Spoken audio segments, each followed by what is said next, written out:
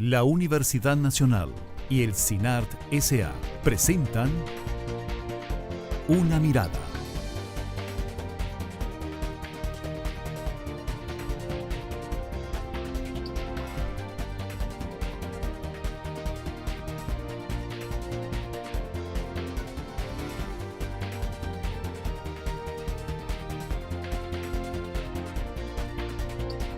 Una Mirada. Hoy,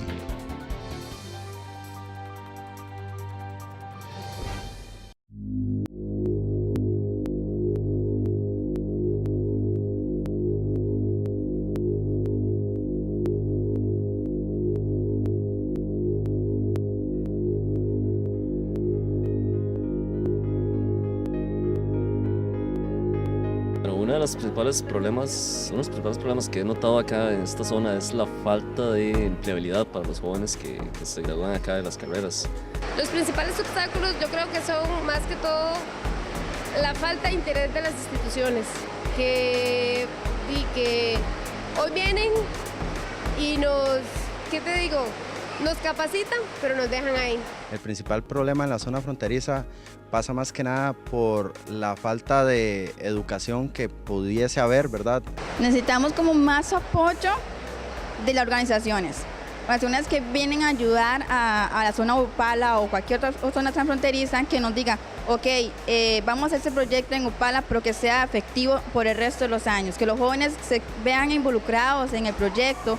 También hay otro elemento fundamental, que justamente esa condición de ser territorios transfronterizos, ¿verdad?, podría eventualmente coadyuvar para que las estrategias propias de desarrollo involucren a dos territorios, dos países en este caso concreto, y desde ahí pues la juventud también pueda salir fortalecida. Para mí el problema principal de esta zona es que es muy difícil el acceso al estudio, porque hay ciertas universidades pero son privadas, entonces para una persona de bajos recursos es muy difícil entrar. Me parece que el principal problema de la zona fronteriza es el rezago social existente, que se manifiesta principalmente en los índices económicos, en los índices de salud, en el acceso y en los índices educativos que tenemos.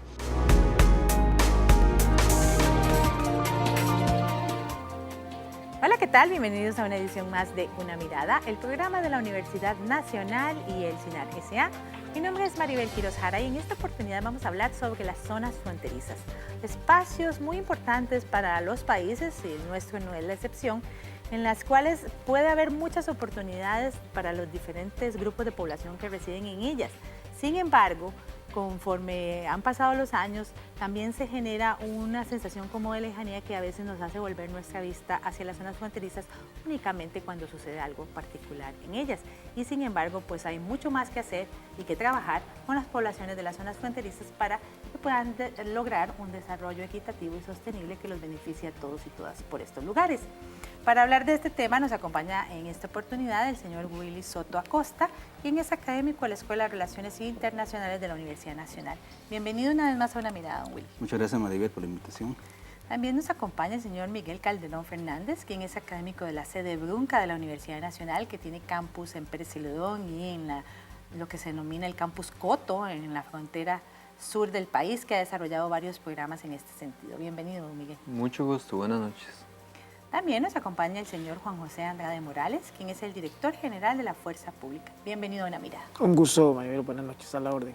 Como comentábamos antes de iniciar el programa, conforme la globalización aumenta y las fronteras se hacen más pequeñas y también hay una sensación como de que se borran esas fronteras físicas entre los países, también surge una mayor necesidad por atender estas poblaciones que muchas veces no son parte de la agenda nacional de primera mano, pero que sí son muy relevantes por diferentes motivos y que también pues tienen una gran necesidad de iniciativas que les ayuden a sacar adelante a los diferentes sectores de la población.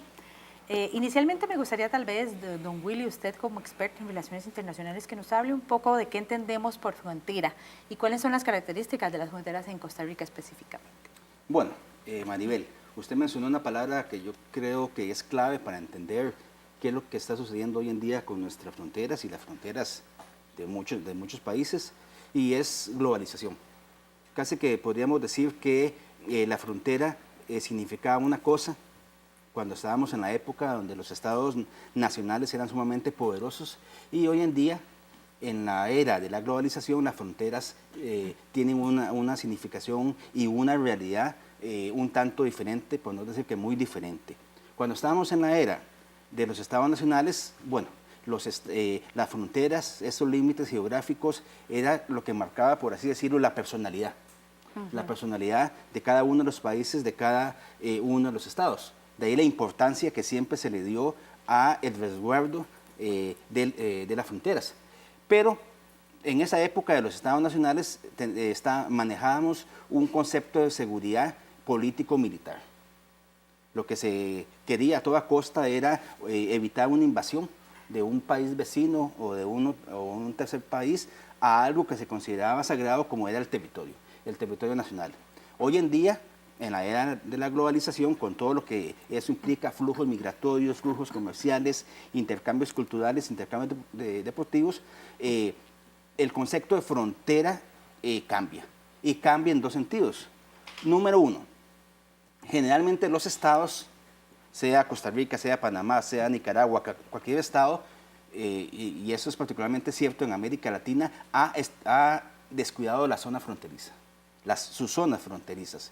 Es verdad que los estados tienen una presencia policial y una presencia migratoria, puestos de migración en la línea que los separa del estado vecino. Pero si nosotros analizamos el conjunto de poblaciones, de comunidades que están ahí, vemos que en realidad hay una ausencia del Estado y de los estados, una ausencia en materia de salud pública, una ausencia en materia de educación, una ausencia casi que de todo.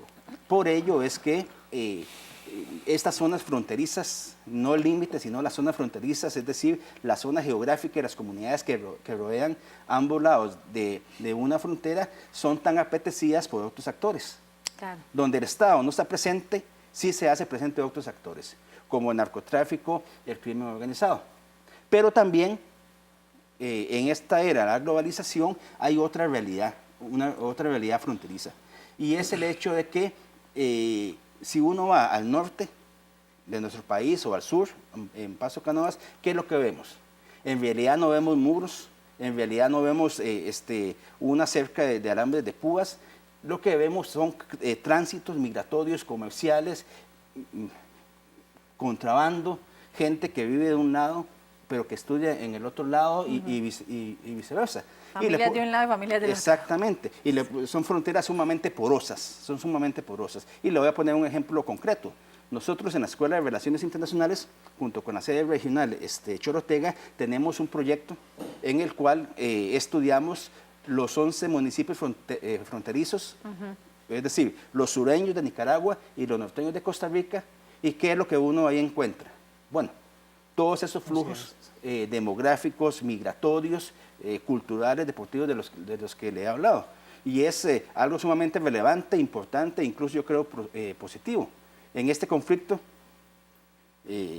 que ha aumentado en los últimos años en torno al río San Juan, entre la Cancillería nicaragüense y la nuestra, la costarricense, ese conflicto que tanto suena en las capitales, en esas comunidades es prácticamente inexistente. Sí. La gente prácticamente ni se entera. Siguen teniendo los mismos flujos que siempre tradicionalmente han tenido.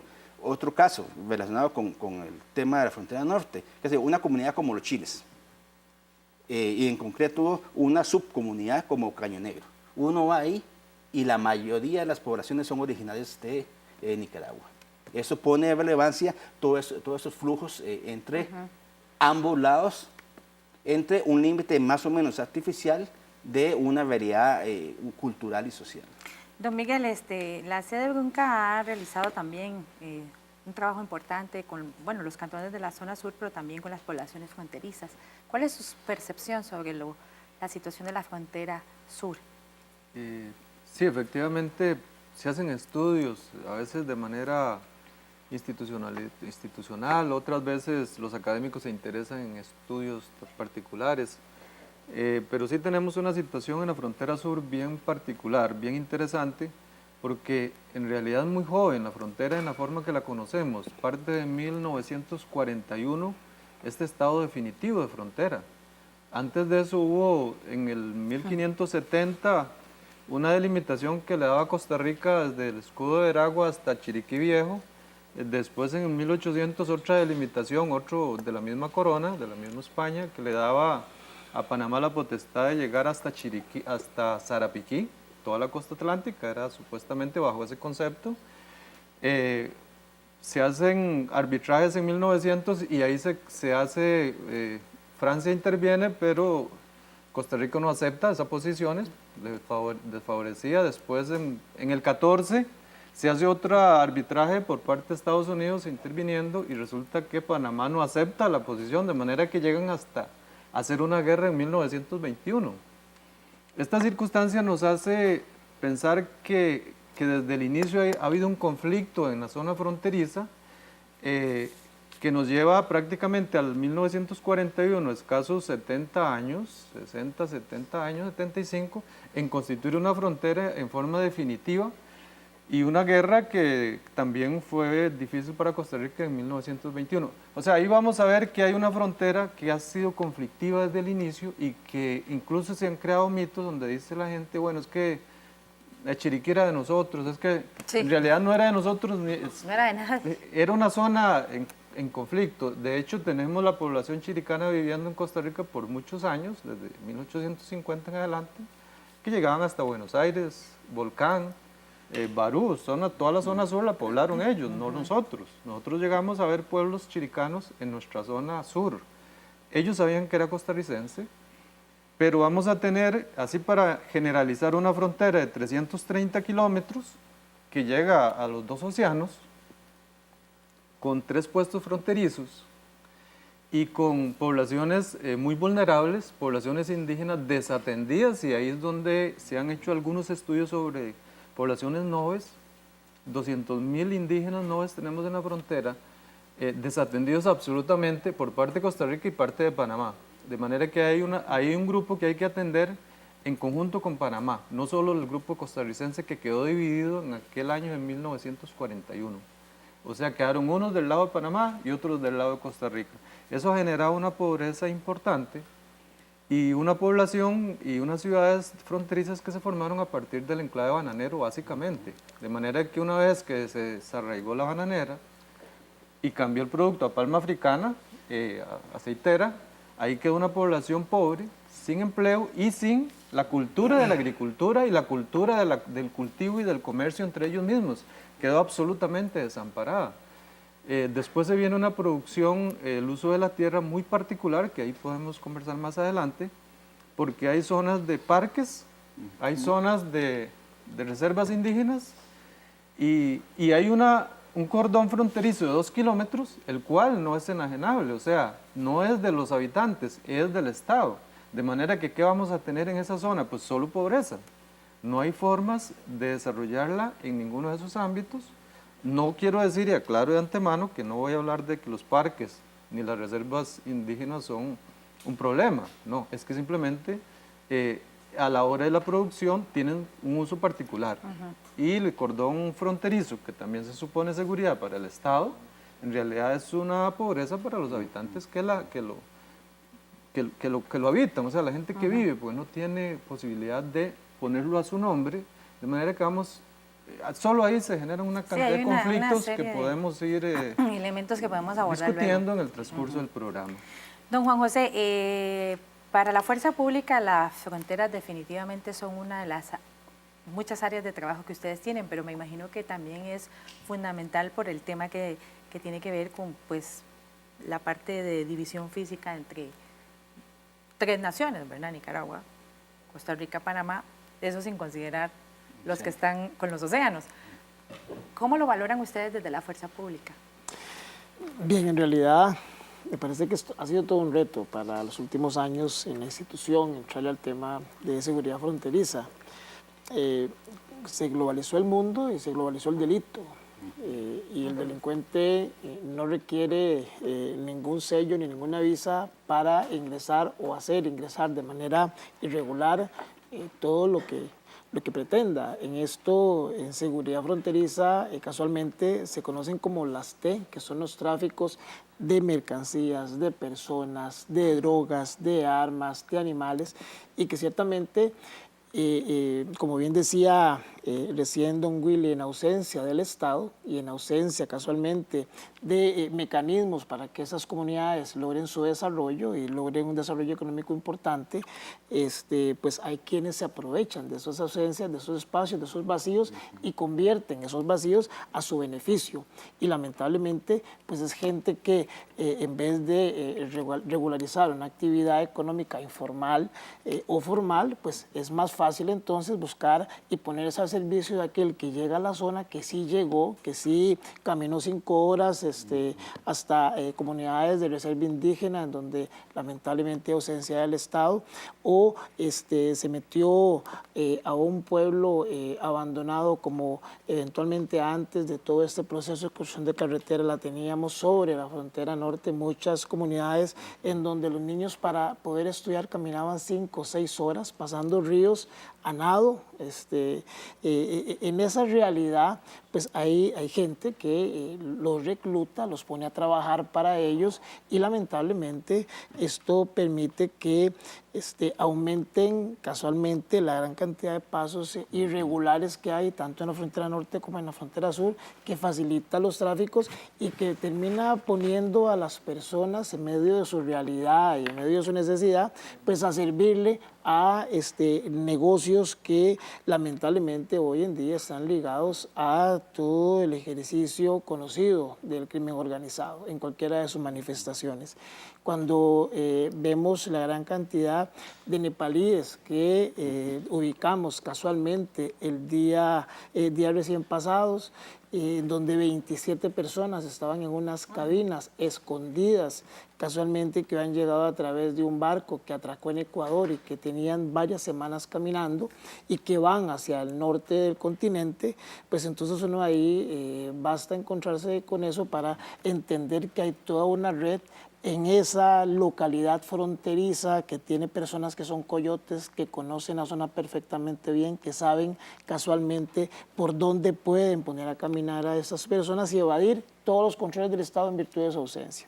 Ese reto me parece que ha sido un reto interesante. Hemos venido generando capacitación, formación, pero sobre todo una inversión en términos de recurso humano para tratar de tener presencia en la zona y más que la simple presencia policial, me parece que era importantísimo empezar a interactuar con las comunidades. Y en este interactuar nos hemos ido conociendo, porque casualmente esas son comunidades fronterizas. Hoy no podemos hablar de fronteras si no hablamos de comunidades fronterizas, en donde unos trabajan de un lado y viven del otro. Y así, como bien se ha dicho acá, mientras las capitales y las cancillerías arreglan sus diferendos, sobre todo en el caso de Costa Rica, Nicaragua, pues las comunidades ni siquiera se han percatado del conflicto que existe y las relaciones son muy hermanadas, son muy cercanas y requieren casualmente una participación más activa de todos los sectores. Un interesante balance general han hecho ustedes en este primer bloque.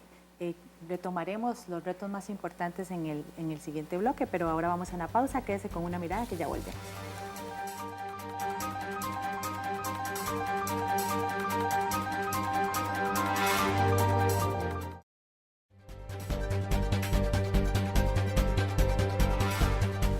Regresa usted a Una Mirada, el programa de la Universidad Nacional y el CINAR S.A. Hoy con el tema de las zonas fronterizas de Costa Rica. ¿Cuáles son esos principales problemas que enfrentan? ¿Qué podemos hacer para involucrarnos todos y lograr soluciones efectivas en el corto, mediano y largo plazo?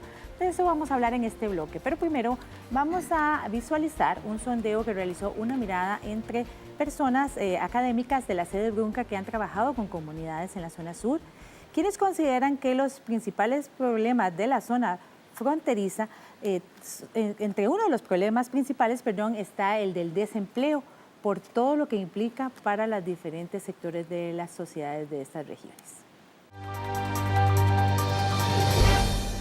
Creo que hay un problema referido básicamente a toda la gestión administrativo-política, en términos de condiciones propias del manejo de estos territorios, ¿verdad? Que es que se han constituido a través del tiempo por una serie de problemas que hay también, que es la parte puramente estructural, en pobreza extrema en algunos casos, por supuesto que todo lo referido al tráfico de drogas, etcétera, etcétera. Entonces, desde esa perspectiva, a veces la gestión como que no se visualiza claramente en esta parte del país. También hay otro elemento fundamental, que justamente esa condición de ser territorios transfronterizos, ¿verdad?, podría eventualmente coadyuvar para que las estrategias propias de desarrollo involucren a dos territorios, dos países en este caso concreto, y desde ahí pues la juventud también pueda salir fortalecida en lo referido a condiciones para empleo. Bueno, uno de los principales problemas que he notado acá en esta zona es la falta de empleabilidad para los jóvenes que se gradúan acá de las carreras. Muchos de ellos tienen que salir de la zona para poder conseguir trabajo y ha habido tal vez poca proyección por parte de la universidad con respecto a las empresas locales que hay acá. Entonces nos hace falta un poco más de coordinación para poder darle oportunidades a esos jóvenes que se gradúan acá para que puedan trabajar aquí mismo en la zona. Me parece que el principal problema de la zona fronteriza es el rezago social existente, que se manifiesta principalmente en los índices económicos, en los índices de salud, en el acceso y en los índices educativos que tenemos. Evidentemente esto responde a una problemática multifactorial y compleja que ha llevado a la zona no solamente a tener un nivel de vida que es inferior al del resto del país, sino también hacia una tendencia muy peligrosa hacia la criminalidad y hacia la informalidad en las actividades. Bueno, creo que gracias a Dios y al esfuerzo de muchas organizaciones y del gobierno, pues se han venido aumentando las posibilidades de estudio para los jóvenes, y eso creo que a lo largo de algunos años pues nos va a traer buenos réditos en cuanto a que se cortó un fenómeno que se daba, y era que los buenos estudiantes o los muchachos que hacían primaria y secundaria se iban de la zona y no regresaban. Creo que la llegada de la universidad pública y de muchas universidades privadas ha venido a permitir que los estudiantes busquen nuevas oportunidades aquí mismo, y creo que estas oportunidades de estudio deben acompañarse de fuertes programas para generar empleo y generar oportunidades también para que los recién graduados pues consigan en la misma zona empleo y generen desarrollo local. Muy interesantes las valoraciones de los académicos del Campus Coto de la sede Brunca de la Universidad Nacional en torno a que de alguna forma nuestras fronteras se han convertido como en otras Costa Ricas. Yo siempre le digo a algunos jóvenes con los que uno a veces tiene oportunidad de conversar en la universidad que no podemos hablar de Costa Rica solo con la visión que tenemos del Valle Central o de las principales cabeceras de provincia, porque es prácticamente como si viviéramos en dos mundos paralelos, bueno, tres mundos paralelos en un mismo país, donde una situación se vive en la zona norte, otra en la zona sur y otra en el centro del país. ¿A qué se debe esa diferencia tan grande en un país tan pequeñito, don Will? Bueno, a muchas razones que tienen que ver con cuestiones de desigualdades socioeconómicas, desigualdades geográficas. Pero en el caso que nos ocupa, en el caso de las zonas fronterizas, ya en el primer segmento de este programa lo hemos abordado, sin lugar a dudas, esa otra Costa Rica que está en la frontera con Nicaragua y la otra Costa Rica, muy diferente a la meseta central que está en la frontera con Panamá, se debe evidentemente, reitero, ya lo señalamos, a una ausencia del Estado. Si el Estado no se manifiesta con instituciones de salud, con escuelas, con colegios, con clínicas, con hospitales, con la creación de oportunidades de empleo, geográficamente esas zonas van a pertenecer a Costa Rica, pero están completamente separadas en ese mundo socioeconómico. Y le voy a poner un ejemplo muy, muy, muy pequeño. En este proyecto que estábamos hablando de la Escuela de Relaciones Internacionales y la sede de Chorotega, hace poco estábamos trabajando en unos talleres con pequeños campesinos, líderes comunales del Cantón de la Cruz, y ellos señalaban lo que para la catástrofe que para ellos significa la ausencia de caminos para poder sacar sus productos, principalmente en este caso el frijol. ¿Y cuál es la consecuencia de eso? Es bueno, una especie de doble consecuencia económica, de que ellos siendo productores son los que obtienen la menor ganancia, puesto que la mayor parte del pastel se la llevan los intermediarios. Entonces no solamente lo que ya estuvimos señalando de ausencia del Estado, significa presencia de otros actores, narcotráfico, crimen organizado, sino que también hay una especie de actores intermediarios, intermediarios que son precisamente, valga la redundancia, los intermediarios, que son los que impiden que estas personas puedan tener una calidad de vida adecuada gracias a su producción. Pero yo también quisiera aprovechar para señalar el papel de las universidades, en concreto de las universidades públicas como la nuestra. Sin lugar a dudas, las 4 universidades públicas hacemos mucha investigación, pero un poco nos pasa lo mismo, operamos con la misma lógica con que opera el Estado central. Es decir, creemos que nosotros tenemos la capacidad, la sabiduría de llegar y decirle, no, este problema se resuelve de esta manera. No. Como decían mis colegas hace un momento, hay que darle la palabra a las comunidades. Son ellas las que conocen perfectamente cuáles son sus problemas y tienen la capacidad de contribuir a la solución. Nosotros lo único que hacemos es un acompañamiento. Y por último, en este segmento, en cuanto a mi intervención, me parece a mí que el problema de las zonas fronterizas, Costa Rica no lo puede resolver mientras que sigamos pensando en código nacionalista, en código costarricense. Tenemos que comenzar a pensar en códigos centroamericanos. Somos centroamericanos. En las zonas fronterizas conocemos los mismos problemas que conocen los demás países y por lo tanto, por ejemplo, en materia de seguridad, en materia de narcotráfico, es imposible actuar solo, hay que actuar mancomunadamente. Precisamente usted mencionó el trabajo que hacen con algunos productores de la zona norte y de la zona fronteriza norte, y me llama la atención que al precisamente darle la voz a estos actores de las zonas, Eduardo Matamoros, de la frontera sur, menciona el mismo problema, pues él le comentó a Una Mirada que como miembro de la Asociación de Desarrollo de la región Brunca, considera que hay graves problemas de comercialización de los productos en la zona del sur, lo que frena en gran medida el crecimiento local.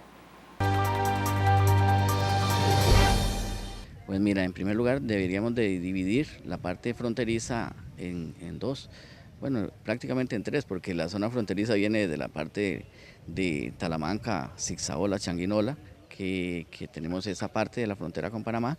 Una segunda que es el territorio conformado por Cotobruz y Renacimiento en la zona alta, y otra parte que es el territorio que conforma Corredores y Barú, al lado panameño.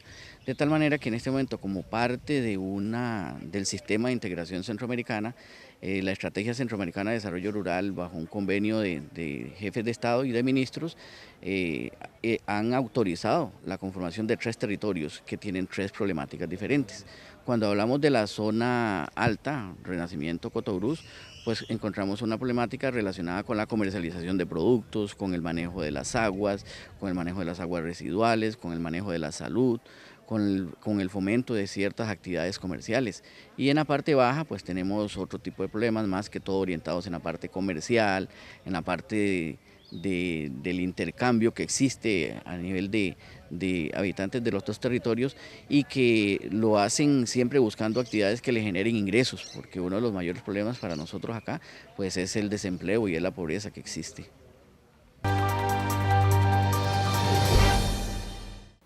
Todas las personas con las que hemos conversado a lo largo del programa a través de estos videos han mencionado algo fundamental, que es el tema de la pobreza y las oportunidades. Los indicadores del programa Estado de la Nación a lo largo de sus 20 años de existencia han insistido en la problemática que enfrentan estas zonas fronterizas o de comunidades alejadas del gran área metropolitana, en las cuales todo gira en torno a la pobreza y a la falta de oportunidades. ¿Podremos superar esto de alguna manera cuando durante tantos años hemos oído hablar de este tema y parece que no haya una acción determinante en este sentido, don Miguel? Pues sí, hay que superarlo. Pronto, a largo plazo, a corto plazo, pero deben de haber proyectos que se superen. Nosotros estamos sujetos a una globalización de mercado que en realidad ha producido toda esta pobreza, toda esta circunstancia, De manera que aquí hay que tomar acciones, algunas de inmediata ejecución y otras posibilidades a futuro. Por ejemplo, bueno, hay que actuar en educación. La educación técnica que se está manejando en nuestros países, que así es un concepto que lo defino de esa forma, esa educación que reciben en los colegios y escuelas, en realidad lo que hace es egresar a los muchachos, expulsarlos, porque no los involucra con la cultura, ni con el pensamiento, ni ninguna de esas cosas, sino que aísla cada materia, y ese muchacho, lejos de sentirse entusiasmado con una escuela, lo que se siente es defraudado y excluido. De manera que ¿qué le toca? Irse, porque es otro de los puntos negativos. Pobreza, la escuela no le genera entusiasmo, y vamos a tener la necesidad de crear algún modelo de sellar o de recoger las divisas que se nos están yendo por la frontera sur, en este caso, donde todos los costarricenses llegan a comprar productos al lado de Panamá, y todo eso son divisas, todo eso es dinero que se nos va, o se hace un proyecto con Panamá para que se devuelva un poco de esa divisa, de los impuestos, o se genera también lo que podríamos hacer, de generar un depósito libre de Golfito, llevárselo a Paso Canoas, porque entonces nosotros estamos dividiendo a la población, le damos un depósito libre pero en Golfito, y le damos también la opción de la frontera. Sí. Pero entonces el depósito libre debería estar en la frontera, para que yo pueda, en lugar de ir a comprar esta taza y traérmela ilegal de la frontera, llegue y me la compre al mismo precio, pero me la traigo legal. Y entonces el dinero queda en Costa Rica. No está quedando en Golfito ni está quedando en ningún lado, está quedando en Panamá.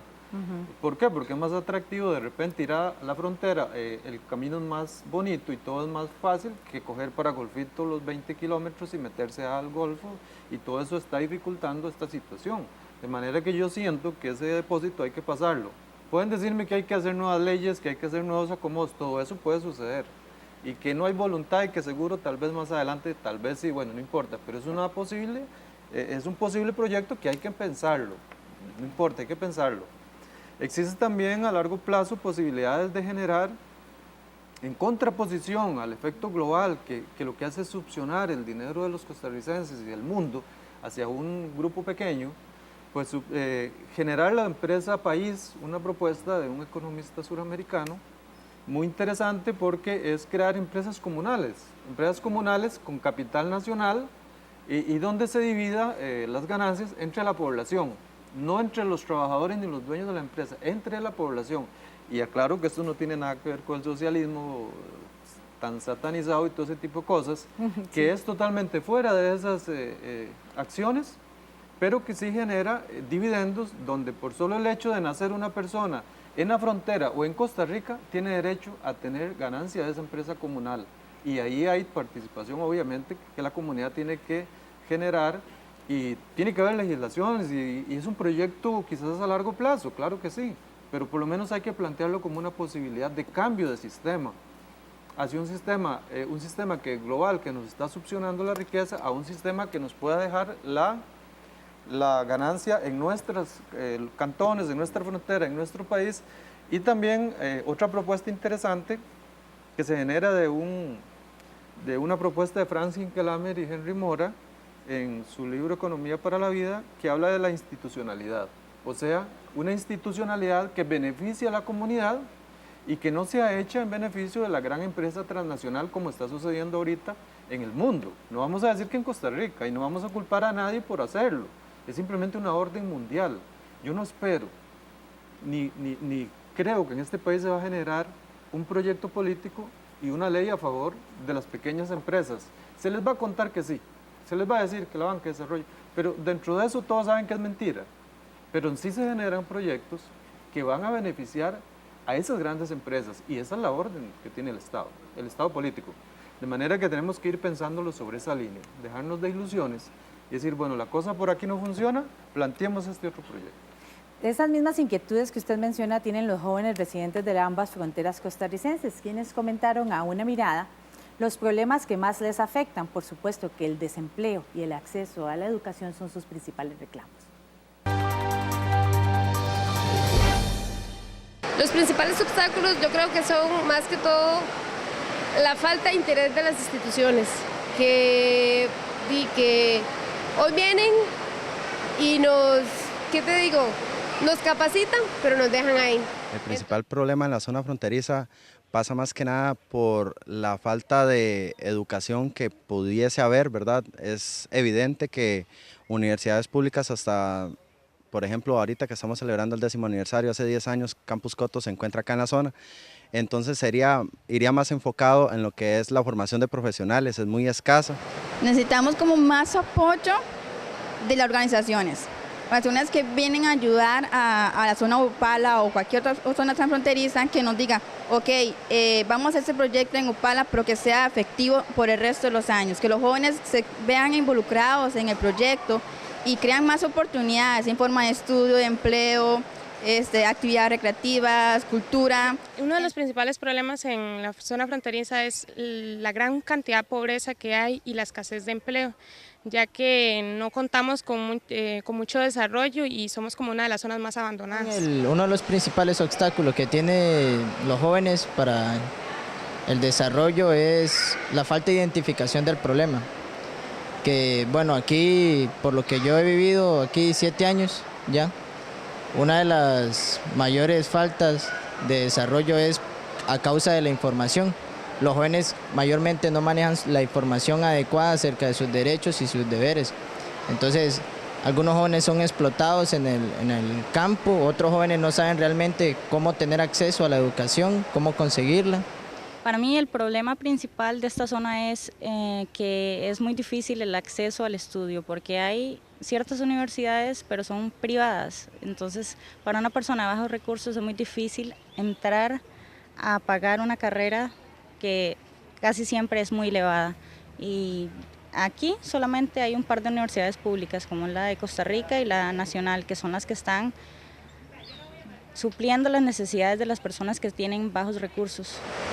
Bueno, ahorita es las pocas fuentes de trabajo para el desarrollo de las personas, económico, tanto social y cultural. El problema para mí es el desempleo. ¿Por qué? Porque las universidades, las carreras que imparten tal vez no son las que necesitamos como región. Qué importante es el tema de oportunidades y demás para una juventud, para mantenerlos alejados, entre otras cosas, de los temas asociados con el delito, las drogas, entre otros, que tienen una relación directa con el trabajo de la fuerza pública. Bien, aquí surge una gran pregunta y me parece que, un poco citando lo que ha dicho Miguel y don Willy, y escuchando a los jóvenes de la zona de Bronca Sur de Costa Rica, pues, la incógnita es qué les espera a esos jóvenes después de que salgan de estudiar. Aquí hemos tenido un paneo de varios jóvenes casualmente que plantean el tema del desempleo como gran preocupación en las zonas fronterizas. El sur tiene una inversión importante en temas de universidad estatal, no hacia el norte. Hay un desarrollo más avanzado en la zona sur del país, pero hay una regla de 3 en seguridad que funciona en esta Costa Rica, del gran área metropolitana, y en la Costa Rica más alejada del centro del país, y es que a mayor necesidad y a menor oportunidad hay un enorme riesgo. Claro. Y riesgo en todos los sectores, es un riesgo en salud, y ahí vemos casualmente poblaciones que verdaderamente la pasan mal en temas de salud por la poca asistencia que tiene el Estado. Hay riesgo en el tema educativo, estos jóvenes logran llegar hasta estudios superiores, muchos finalmente terminan haciendo cualquier otra cosa menos estudiando.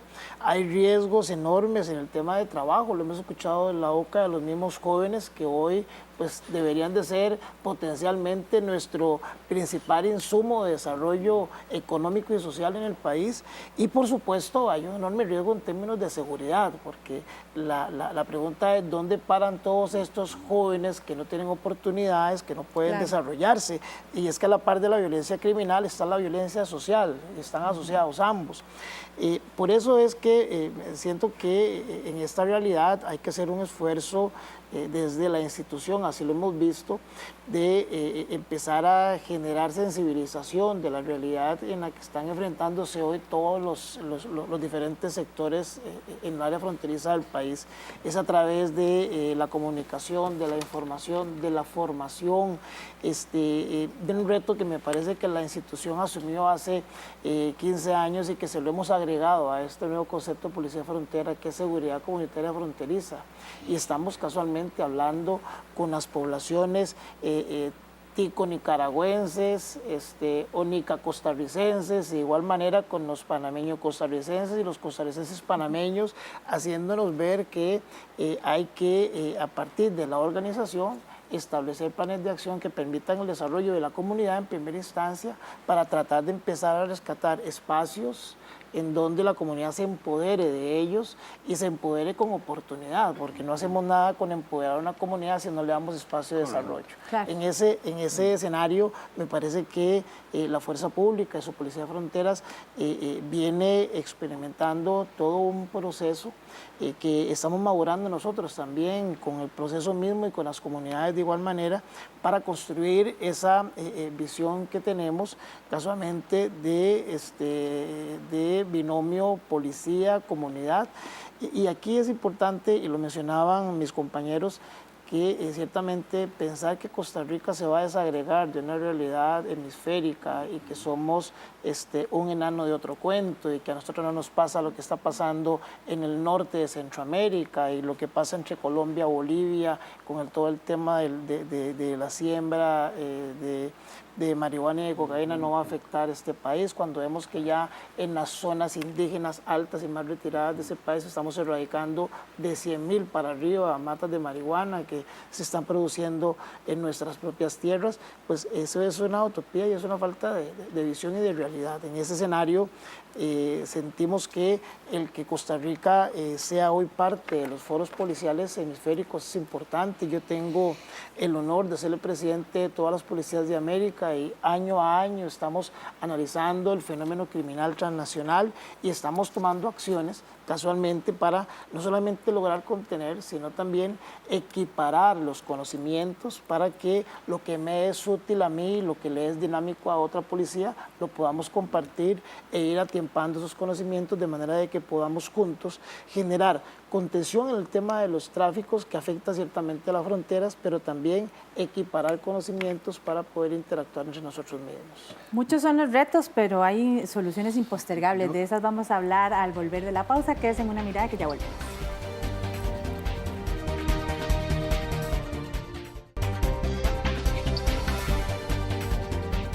Regresa usted a Una Mirada, el programa de la Universidad Nacional y el CINAR S.A., hoy con el tema de la problemática en las zonas fronterizas. Hemos visto que son muchas las situaciones que debemos enfrentar, pero hay algunas que son prioritarias y hay que empezar a actuar. Un ejemplo de actuación es el de Alejandro Abau, alcalde de Upala, quien comentó que actualmente realizan grandes esfuerzos para mejorar las condiciones de vida de los habitantes de la zona fronteriza, principalmente en el tema de educación y desarrollo de la juventud. Los gobiernos locales, particularmente de los cantones fronterizos, en principio tienen que tener un plan de ordenamiento, ¿verdad? Y definir un plan especial para el cordón fronterizo, que es lo que estamos trabajando. Y basado en ese ordenamiento se identifican también las necesidades de educación que tienen nuestros jóvenes, en función, en el caso nuestro, en función del desarrollo estratégico, ¿verdad? Partiendo de que el ser humano es el punto de partida de cualquier acción para el desarrollo. Por lo tanto, las personas jóvenes, y más en un cantón como el nuestro, son más del 50% de la población. Y eso obliga a la institucionalidad local a ponerse creativa y a buscar alternativas que respondan a esas necesidades desde la institucionalidad en mancomunidad con la sociedad civil. Es la forma como se ha venido trabajando y como hemos venido proponiendo dentro de un plan de desarrollo de todo el cantón el espacio para las personas jóvenes y para todas las acciones de derechos humanos. Entonces, por otro lado, el acceso a la educación y el acceso a la justicia de las personas jóvenes y de todos los habitantes de las comunidades fronterizas y transfronterizas es un tema que estamos trabajando porque lo consideramos y lo hemos identificado en ese proceso de planificación como uno de los temas o ejes más bien que están afectando el desarrollo. Este es un ejemplo de trabajo que podría realizarse desde la perspectiva de sus áreas de acción. ¿Cuáles serían dos acciones impostergables en este momento para lograr un desarrollo adecuado de las zonas fronterizas? Bueno, mi criterio yo señalaría muy brevemente 3 que ya han sido más o menos citadas. Una es dejar de pensar en clave costarricense y pensar en clave centroamericana, pensar que los riesgos, las amenazas emergentes no son solo de Costa Rica, o de Nicaragua, o de Honduras, son amenazas regionales, amenazas relacionadas con el crimen organizado, el narcotráfico, todos los efectos ligados a los eventos extremos del cambio climático que estamos viviendo, las sequías, la escasez de agua, etcétera. Todos esos son problemas centroamericanos, incluso latinoamericanos o mesoamericanos, y no podemos enfrentarlo con esa mentalidad estrecha que nosotros tenemos de ser mentalidad costarricense. Número 2, que ya ha sido mencionado, que las comunidades no fronterizas, yo diría comunidades transfronterizas, porque son comunidades que atraviesan las fronteras. Esas comunidades tomen el destino en sus manos, se conviertan en actores, y algo muy importante es que los estados nacionales las respeten, porque muchas veces esas comunidades se organizan, pero hay mecanismos que utilizamos para más bien tratar de que no se organicen. Y número 3, la participación del Estado. Pero obviamente no es un llamado a fortalecer policialmente o militarmente el Estado, no, es a fortalecer su política social, creación de fuentes de empleo, creación de colegios, de escuelas, de centros de salud, de caminos para que los pequeños campesinos puedan comercializar sus productos. Básicamente eso sería. Bueno, tenemos una institucionalidad que expulsa a la población, la segrega, los muchachos se van de las escuelas, de los colegios, no pueden entrar a las universidades todos porque hay exámenes de admisión, los frenamos a la hora del bachillerato, las organizaciones sociales o instituciones no están generando lo que se espera porque de alguna forma se evade o se malversa o algo sucede, de manera que hay que empezar por estudiar y que la comunidad y la nación empiece a estudiar, y sobre todo esta comunidad, esta violencia institucional. Ser conscientes de que hay una violencia institucionalizada en el país que expulsa, que segrega, que excluye. Y a partir de entender eso, podemos entrar a sistemas de creación y exigir al Estado político, a generar una institucionalidad en favor de la población. O sea, todo lo contrario a lo que está sucediendo. Si nuestras instituciones en realidad no son podemos crear miles de colegios, podemos crear miles de universidades, pues si estamos expulsando a los muchachos, claro, y no generamos una educación inclusiva, pertinente, pues los estamos echando. Si no estamos haciendo empresa comunal y todo ese tipo de cosas, estamos generando desempleo. Así que, propuesta en concreto, bueno, empecemos a pensar en esas propuestas de empresas comunales, a crear instituciones en favor de la comunidad y a entender una violencia institucionalizada de este país y de todo el sistema global, pero bueno, lo que nos pertenece al país, de que ya es una cosa bastante fuerte y que nos está generando una exclusión absoluta y grave, sobre todo en esta zona. Juan José. Muy rápido, doña Maribel, con el tiempo que me han dejado los panelistas. Desde la creación de la Policía de Fronteras hemos aumentado en realidad todo el trabajo policial. Hemos decomisado más medicinas, hemos ubicado más animales, hemos ubicado más personas en tráfico, hemos ubicado más coyotes, hemos decomisado más droga, más armas de fuego. Esta consecuencia, este efecto tiene una razón de ser y esa es casualmente la que hay que atender en términos de seguridad. Primero hay que seguir fortaleciendo la seguridad fronteriza en términos de mayor capacidad humana, mejor infraestructura para nuestros oficiales de policía que han sufrido también todos estos efectos que hemos hablado acá, mejorar las capacidades preventivas de nuestros oficiales de policía y seguir fortaleciendo a través de diferentes estrategias el tema de binomio de comunidad y policía. En la zona fronteriza los policías están enseñando, están dando clases, están trabajando con los niños, estamos haciendo trabajos de entrenadores de fútbol, de monitores, de pintacaritas. Tenemos una serie de actividades en donde involucramos la comunidad y me parece que en donde hemos logrado hacer estos esfuerzos, siempre las consecuencias han sido ganar, ganar, y creo que la frontera esa es una de las grandes realidades que tenemos que mejorar. Tal vez lo más importante, y si no me equivoco fue usted, don Willy, quien lo mencionó aquí, lo importante es que la comunidad tome la decisión. O sea, que el modelo de desarrollo que se geste en el norte o en el sur del país corresponda a las comunidades. Tal vez una última reflexión en ese sentido. Bueno, como mencionaba, que las comunidades tomen su destino en sus manos. Desgraciadamente nosotros en Costa Rica durante muchos años, décadas, hemos tenido un Estado que ha favorecido el clientelismo, que ha favorecido dar cositas a cambio de apoyo político electoral, y eso un poco ha castrado, entre comillas, todo este potencial humano que tienen las comunidades. Ahí es donde tenemos que trabajar.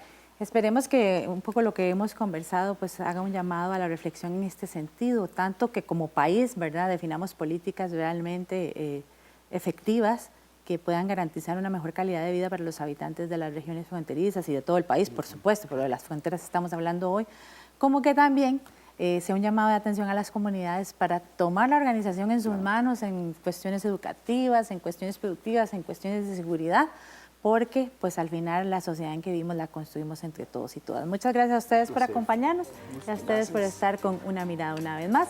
Les recuerdo que pueden buscar más información sobre este y otros programas en www.una.ac.cr/multimedia. También están nuestros perfiles de Facebook, Twitter y YouTube. Muchas gracias por acompañarnos. Lo esperamos la próxima semana con más. Hasta pronto.